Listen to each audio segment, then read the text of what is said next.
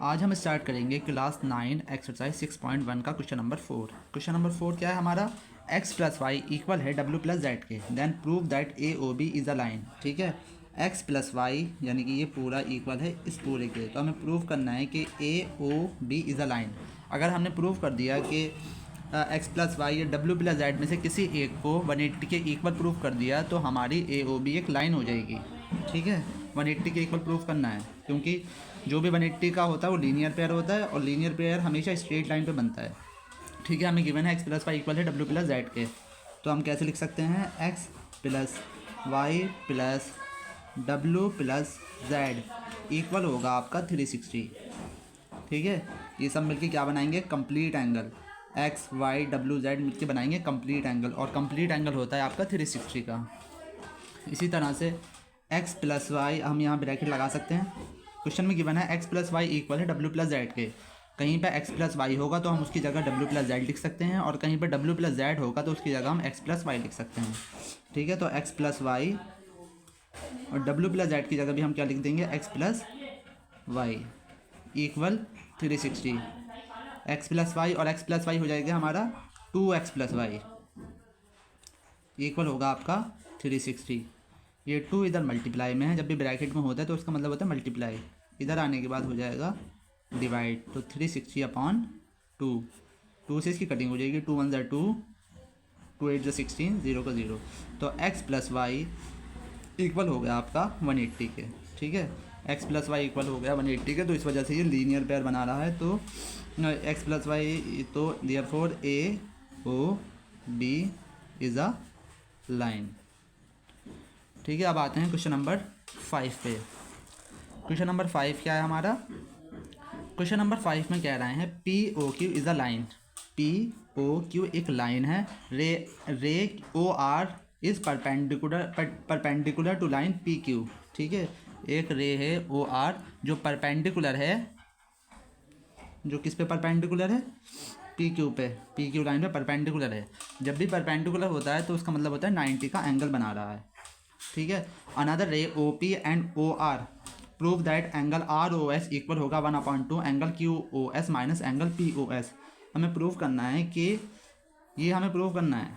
ठीक है, हमें क्या प्रूव करना है, ये हमें प्रूव करना है। ठीक है, सबसे पहले हमने क्या देखा, हमने देखा ये सब मिलके क्या बना रहे हैं, इन सब का सम कितना होगा 180, angle P O S, R O S और आर ओ क्यू, इन सब का सम होगा 180। ठीक है, तो हमने सबसे पहले यहाँ लिखी angle P O S plus angle R O S plus angle R O Q. ठीक है, आर ओ क्यू या क्यू ओ आर कुछ भी लिख सकते हैं, लेकिन ओ बीच में आना चाहिए। ठीक है, angle R O Q equal हो जाएगा आपका 180 डिग्री। ठीक है, जब जो भी एंगल स्ट्रेट लाइन पे बनते हैं चाहे कितने ही हों उनका सम 180 होता है।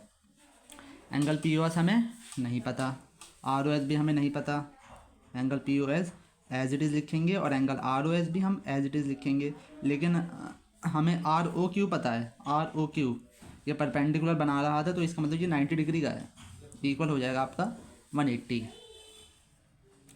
ठीक है, angle P O S plus angle R O S, ये 90 इधर प्लस है तो 90 इधर आने के बाद हो जाएगा आपका माइनस का।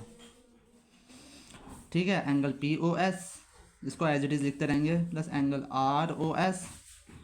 ठीक है, 180 में से जब हम 90 माइनस करेंगे तो बचेगा आपका 90 डिग्री। ठीक है, हमने क्या देखा, हमें आर ओ एस को इस साइड लेना है, बाकी सब चीज़ें क्यू एस और पी ओ एस हमें उस साइड चाहिए, तो हम एंगल आर ओ एस को यहीं पे छोड़ेंगे और पी ओ एस को भेज देंगे उधर। ठीक है, एंगल पी ओ एस इधर प्लस है तो इधर आने के बाद एंगल पी ओ एस हो जाएगा हमारा माइनस का। ठीक है, अब हम इससे ज़्यादा कुछ नहीं कर सकते तो इसे मान लेंगे हम इक्वेशन नंबर 1। हमें क्या क्या मिल गया, हमें मिल गया एंगल आर ओ एस और एंगल पी ओ एस। अब हमें चाहिए एंगल क्यू ओ एस। हमने देखा क्यू ओ एस कहाँ बन रहा है, क्यू ओ एस ये बन रहा है, क्यू ओ एस में दो एंगल आ रहे हैं, एक तो ये एंगल आ रहा है और एक ये, इन दोनों के सम से एंगल क्यू ओ एस बन रहा है। ठीक है, कौन कौन से एंगल हैं, इन कौन कौन से एंगल के सम से क्यू ओ एस बन रहा है, एक तो एंगल ये है आर ओ एस और आर ओ क्यू, इन दोनों का सम होगा आपका एंगल क्यू ओ एस। ठीक है, तो angle R O S plus angle R O Q, angle R O Q equal होगा, इन दोनों का सम किसके इक्वल है, एंगल क्यू ओ एस के। ठीक है, एंगल क्यू ओ एस। ठीक है, हमें एंगल आर ओ एस मिल चुका था, यहाँ पे पी ओ एस मिल चुका था, हमें चाहिए था एंगल क्यू ओ एस। तो क्यू ओ एस हमने देखा तो ये इन दोनों के सम से बन रहा है। आर ओ एस हमें नहीं पता, लेकिन आर ओ क्यू पता है हमें। आर ओ क्यू दे रखा है आपका 90 degree equal angle Q O S. ठीक है, वही सेम रीज़न जैसे ऊपर करा था हमने, आर ओ एस को इसी यहीं छोड़ेंगे क्योंकि हमें R O S left side पे चाहिए, और 90 इधर प्लस है तो इधर आने के बाद 90 हो जाएगा माइनस का। ठीक है, ये हो गई 90 हो गया इधर माइनस का, ये हो गई हमारी इक्वेशन नंबर 2। इक्वेशन नंबर 2 हो गई। अब बस हमें इक्वेशन 1 और इक्वेशन 2 को ऐड कर देंगे तो हमारा ये आंसर आ जाएगा। ठीक है, एडिंग इक्वेशन 1 एंड 2, दोनों इक्वेशन को अगर हम ऐड कर देंगे तो हमारा ये आंसर आ जाएगा। ठीक है, इक्वेशन को ऐड कैसे करते हैं, लेफ्ट हैंड साइड को लेफ्ट हैंड साइड में ऐड करते हैं और राइट हैंड साइड को राइट हैंड साइड में ऐड करते हैं। तो एंगल आर ओ एस में ऐड करेंगे एंगल आर ओ एस। इसी तरह से ये साइड क्या है, 90 minus angle P O S. इसी तरह से जब कोई साइन नहीं होता तो प्लस का angle Q O S minus 90।